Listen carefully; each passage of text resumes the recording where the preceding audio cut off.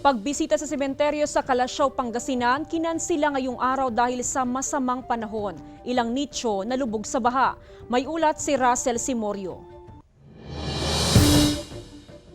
Hindi na muna pinayagan na makadalaw sa mga sementeryo ang mga residente sa Calasiao dahil sa masamang panahon na dulot ng bagyong Pipito. Ngayong araw sanang schedule sa pagbisita sa sementeryo ng mga residente mula sa 3 barangay sa bayan. Schedule sana ng Makabito, Bunlag at saka Talibao.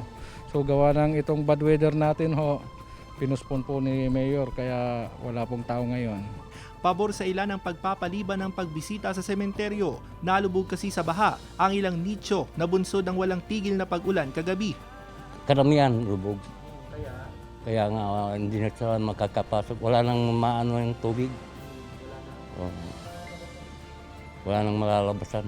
Yung iba kasi hindi na sila makapunta rin sa dulo, baha nga. Pero ayon sa pamunuan ng sementeryo, huhu pa rin ang baha kung wala ng pag-ulan hanggang bukas. Kung hindi po ipospon ulit, malamang babalik po ulit.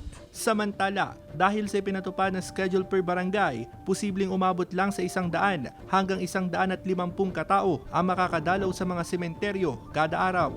Sundan lang po natin yung nakalagay doon sa quarantine pass kung saan schedule ng barangay at oras ng pagdalaw nila dapat sundin.